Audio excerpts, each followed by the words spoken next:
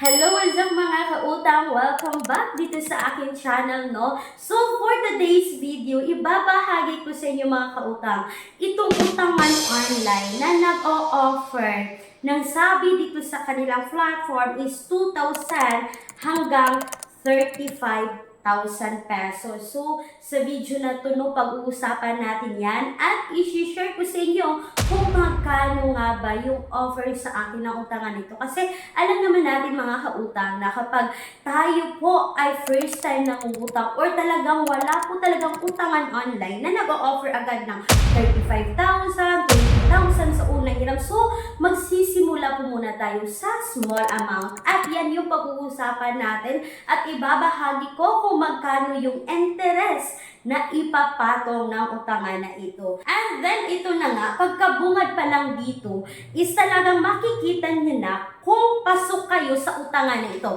Kasi makikita nyo yung mga valid ID na pwede, like humid, passport, driver's license, SSS, PRC, postal ID, at national ID. So, alam nyo mga kautang, yung ginamit kong ID dito is postal ID. So, hindi na natin to patatagalin pa. But before anything else, gusto ko lang i-share sa inyo mga kautang na kung kayo ay employed or self-employed at gusto niyo mag-apply sa bangko or naghahanap kayo ng malaking mauutangan online, is you can message me dito mga kautang, no? Dahil they offer minimum of 20,000, maximum of 2 million pesos. And please take note po mga kautang that all applications submitted is subject for bank approval. So ito na nga, sa video na to pag-uusapan natin ngayon si utang online plus installment. So yun na nga mga kautang, no? Utang online plus installment is makikita natin sa Google Play Store or sa App Store. Meron po itong 2.7 star and 2,000 reviews na po siya. Then, nagbabasa po ako dito sa kanilang platform. Ang sabi dito mga kautang, ito po ay nakarehistro sa SEC at ito po ay under ng Asia Source Financial Incorporation. So yun na nga mga kautang, sinubukan ko ang utangan na ito, nag-download at nag-install po ako ng loan app na ito. Pero kung kayo po ay naghahanap ng mga mauutangan online, kung allergy kayo or nahahasalan kayo na mag-download at mag-install pa ng mga utangan, is you can check my description box at pen comment mga kautang. Dahil maglalagay po ako dyan ng mga alternatives online loan app na hindi mo na kailangan pang mag-install at mag-download.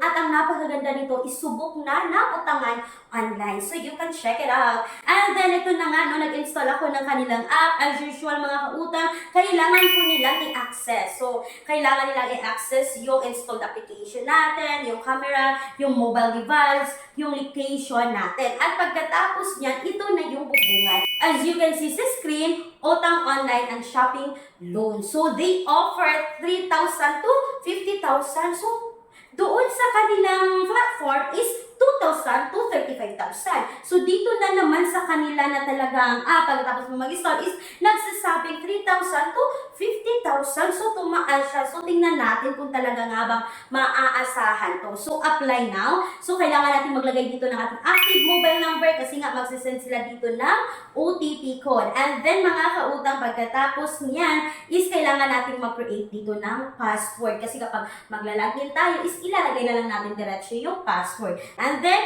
ito na nga, kailangan natin i-fill out yung basic information, yung identity authentication, tapos yung optional certification. So, sa basic information naman ng mga kautang, as usual, napakasimple lang. Ilagay lang natin kung ano yung pangalan natin, yung religion, tapos yung Facebook natin, nanghihingi sila. And then, mga kautang, dito tayo sa kanilang job information. So, naka-indicate dito kung ano yung trabaho natin. So, kailangan nyo lang dyang mamini. And then, dito na tayo sa kanilang address information. So, yung lahat na yan is nakapaloob na sa basic information. And then, mga kautang, meron pa dito emergency contact. So, itong loan app na to is nanghihingi po ng 5 contact person. And then, mga kautang, itong loan app na to is nanghihingi po yan ng face verification. And then, ito na nga. Ang nakaganda lang sa utangan nito is pagkatapos mo mag-upload ng photo ng inyong valid ID is automatic na babasahin niya yung details ng inyong valid ID. Wala kailangan pa maglagay dito ng ID number, ng first name kasi automatic na lalabas na siya. And then, ito na nga, dito na tayo sa exciting part ng loan app na ito. Alam niyo ba mga kautang, as you can see sa screen, sabi dito, under review 50%.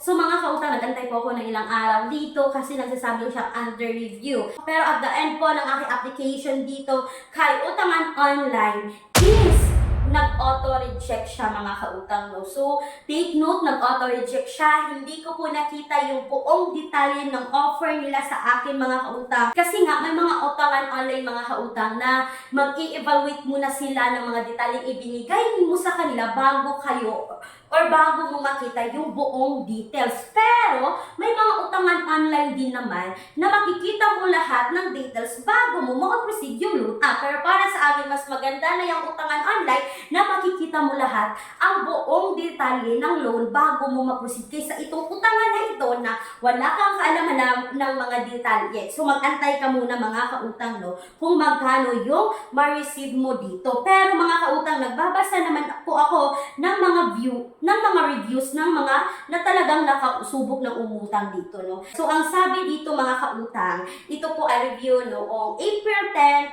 2024. Sabi ng isang commenter, I think it's more convenient to loan in its app like this. To an installment plan process. So let's try this. I hope it would good for us to loan these apps. Hope they can help for the people who seeks financial everyday. So, sabi niya, installment plans. So, mga katanyo na nga, hindi ko talagang masabi kung installment talaga siya kasi hindi ako na-approve dito, no? So, magbabasa pa tayo. Ang sabi niya, mga kautang, ito po ay review noong April 10, 2024 again. Sabi niya, nagbigay siya ng 4 star at sabi niya, first time to use this app. So far, it easy to navigate. I think this app is a big help for those who need some emergency fund. I'm waiting for approval. Gonna edit this after result.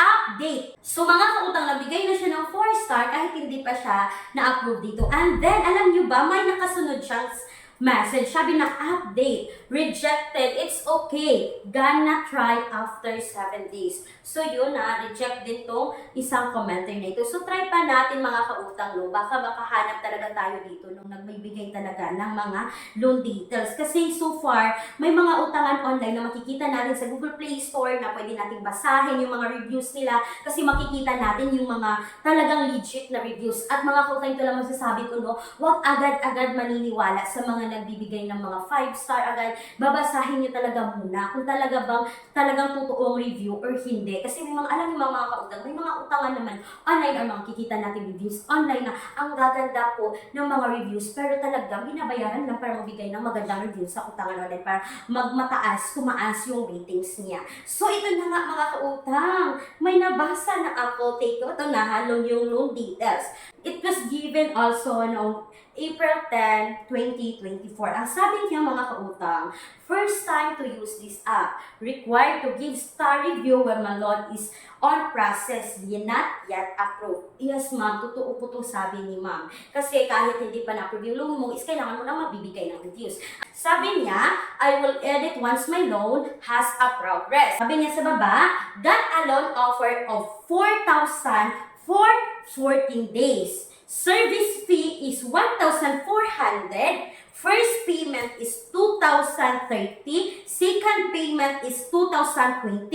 Amount na ma-receive mo dito is 2,600. Ang babayaran mo sa loob ng 14 days. So, ang laki ng kaltas. Isipin nyo, 1,400 sa loob ng 14 days. So yun mga kautang, yung loan details dito. So thank you ma'am kasi may talagang nagbigay siya ng kanyang review at napaka-helpful talaga mga kautang kapag ganito yung mababasa natin online. Talagang legit na review sa isang loan app. So yun lang po mga kautang no, sa video na ito. So hindi, nasa sa inyo na yan kung talaga subukan nyo itong loan app na ito. Pero para sa akin is, hindi siya recommended. Nakita nyo naman, nabasa nyo naman na nagbigay ng isang comment ng ganoon kalaki yung kinakaltas niya. Kulang ang budget, ang mahal ng mga bilihin. No problem, may solusyon tayo. Gamit ang isang valid ID, makakautang ka na sa loob ng 10 minutes o mas mabilis pa. Mag-apply ng loan kahit anong oras, kahit gabi o kahit weekends or holiday. Maaaring i-check ang pinned comment sa video na ito, bisitahin ang link at mag-apply na. So that's all for today's video. Once again, this is Clarice, ang inyong number 1 palautang. Dahil utang is life. Bye-bye mga kautang. Thank you!